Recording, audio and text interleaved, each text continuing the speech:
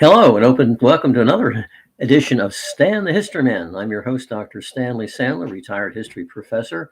And today I want to talk about food during World War II. I've read a book on it, a massive book actually, about all of the participants, not just the big belligerents in World War II, and how important food really was. I mean, the areas that were never involved in the war, such as Latin America, often see food prices rise because of the military expenditures. But I do want to concentrate on the major participants. We can start with the United States. Uh, the miracle of mass production. We certainly did that. Um, Mass production of food, for example, spam. I mean, it had spam before the war, but we just millions, not just cans, cases of cans of spam were shipped to Russia, shipped to England. In fact, a bloke told me 20 years after the war, spam saved our lives, and I can believe him. Um, it gave them the protein that they really needed. And that one of the problems with governments could sometimes get enough grains, wheat and oats and that sort of thing, but meat. That's hard to transport. It can go bad easily. So spam really was the difference. And I'll put it this way: a lot of American sailors and British and Canadian sailors and so on died shipping cans of spam to England and particularly to Russia in the northern Murmansk one. When a ship went down in the wintertime, few, if any, of the sailors survived. So just getting that the food was so important to the Russians because the Russians they really didn't have any like basic rations. Local commissars would try to round up food, requisition food basically, but they didn't have rations. Talking, getting back to America during the war, we did have a rationing system, and it was pretty fair. We there was a black market, and I was a kid and I thought black market. I couldn't imagine maybe like a table painted black with meat on it because meat was always the thing on the black market. You knew the butcher and he'd slip you an extra steak or something. I didn't have supermarkets then to speak of, so it was all individual butchers. You had to be registered with the butcher. I don't remember during the war ever not wanting something I couldn't get, such as a Coca Cola or a candy bar, which were 5 cents in those days. Um, and in glass bottles too. So you just turned them in. You paid 7 cents for the bottle if you took it away from the store, and then you got 2 cents back, and so you actually paid 5 cents for the bottle. But the the uh, uh, the contrast between the United States and Canada having a decent rationing system, and and that really didn't impinge on people that much. The big thing was, of course, you couldn't get the rubber tires and gasoline, but that's another story. The British, though, they were really facing. You see, during the 19th century, they'd made the decision, the so-called repeal of the Corn Laws, that they would not subsidize their farms anymore or their estates, really, because most of the land was owned by the upper class. And they said, well, that's a part of Britain, the grand estate. And they said this is high food for the people of the working class. So they imported vast amounts of wheat from Russia, Ukraine, and from the United States, Canada, and Argentina. Well, that means they have to go by ship. And in wartime, both world wars, Britain came close to being within almost no food reserves. Now, some people say, "Oh, that they almost lost the war." I can't imagine Britain giving up because they're hungry. The Brits aren't made that way, but their diet was mainly very lacking in protein, except for spam. And but still was considered a fair thing that the blokes were treated equally. Now the upper class could go to fancy restaurants and they pay a special tax to do that, but they could still get the things they wanted, hummingbird's wing on toast or something like that. But it was basically fair, but very very boring. Whereas I say Americans, we and Canadians pretty much ate what we wanted, short on meat. You have to maybe know the butcher and your friends of him, and he'll slip you an extra steak or something like that. But that's about the only really suffering we had. Oh, there are two things we couldn't get though during the war, and one was bananas because we don't grow bananas anywhere. I guess not even in the Hawaiian Islands, and also bubble gum.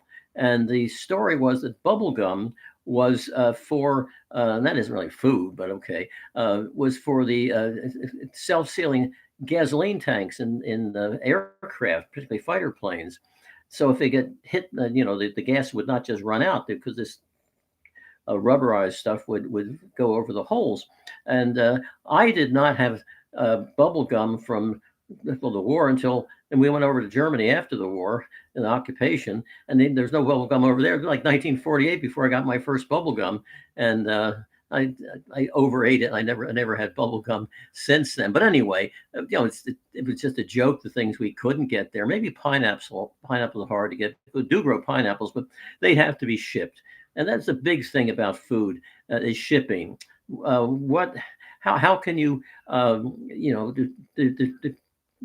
the German submarines, especially early in the war, were really slaughtering our merchant ships, ours and the Brits, and the we had to cargo space was very valuable, so we're shipping tanks and things like that, ammunition and so on overseas. So it was a worldwide, a global economy even then during the war, and it reached out to countries that really you wouldn't think were affected by the war, such as India, which was a British possession then. And the British were so involved in the war. India was a major source of troops for the British Army and administrative headquarters and that sort of thing. That there was a famine in Bengal, and it's fairly well known that the Bengal famine, they capitalize it. About 3 million Indians died of starvation during the Bengal famine before the British finally got their act together and realized people are dying here, and it's our responsibility. And one of the reasons for the increase in anti-British sentiment, the Quit India movement, was not just Gandhi and Nehru, but the Bengal famine of 1943. So you may wonder, well, what are the Russians doing during the war for food? Well, basically, they're starved before the war, and they starved during the war, and they probably starved after the war. And I don't want to sound cynical about this, but there's a great Ukrainian famine before the war. Then there was, of course, the war itself, which cut off so much of Russia's food supply. And then after the war, there was a drought, and again, supposedly 1 million Russians died after the war. It's just like catastrophe in Russia. Certainly, the communist rule was a catastrophe as well. But the main thing tied in with food was the shipping of the food to get it where it was needed. The abundance of North America, and the shipping space was so important. And of course, one of the major things during the war was to produce ships. And I'll talk about another talk about the Liberty ships that we built by the hundreds, and ultimately over 1,000, I believe, to ship food and everything, of course, everything else as well, to the combatant powers in World War II. China again, they're used to starvation as well, but it became much worse with the Japanese invasion before the war, and then operations during the war. And there were a number of the floods of the Yangtze River and whatever, and again, millions, probably the same number of Chinese died in the war as Russians, roughly for either one, about 20 to 25 million. And you could argue that the majority in China died of starvation, and a very hefty proportion in Russia died of starvation, and the Western powers never came close to that. Now, Germany, well, what did Germany do during the war? Well, they said before they never saw coffee during the war, before the war, and for a while after the war. But they did. They're very much into ersatz, a competition, and they had their ersatz coffee, which was an awful brew of hickory and chicory and whatever, and the Germans just detested it, but they had no choice. But a number of things, foods, for example, they had a kind of chocolate that was an invigorating sort of thing. It was like a ultra caffeine, if you will, in the chocolate. So I wouldn't say the Germans starved during the war. For one thing, with all the countries that they'd taken, I mean, from France, what couldn't they get? There's wheat and pastry and lots of dairy products, of course. And then from Russia, of course, Ukraine, they got a lot of grain from the Ukraine, and other farming areas of Russia. So they did pretty well during the war. It wasn't until they lost those countries that it really started to get them. Now, I'm not saying they were, well, I don't know. I would think right through the war, they were pretty well, they're better off than the Brits because of the food that they looted from the continental countries that they had conquered. Uh, don't like to admit that, but I mean, even during the Depression, the Germans look back and they say we lived fairly well then. It's kind of like what depression? Because they had the military armament, the autobahns, and so on, uh, produced jobs, and then they bought food or imported food, and so they lived fairly. What the bite didn't come until maybe 1944 when they not only they lost the countries, but they of course their railroads are being shot up, so that often a train full of food wouldn't get through. And of course that's the other thing about World War II, the railroads, the American railroads in World War II, and I should talk about them maybe as well at some detail. But all this stuff was what could be transported to our ports without being attacked by air or artillery or anything else. And but early in the war, once they got to the port cities, often the ships were being sunk. One of the great failures of our Navy after Pearl Harbor was not realizing that their submarines were what the Germans call the happy time, and that stopped a lot of food from getting to Europe. But and of course to Russia. So we just don't realize a lot of us know, well, we had rationing during the war, but it went way beyond that. It was a global economy, and maybe that was we got some of our global economy ideas that it worked during the war, even though people were shooting at us. We got for the most part, we got the food and everything else across.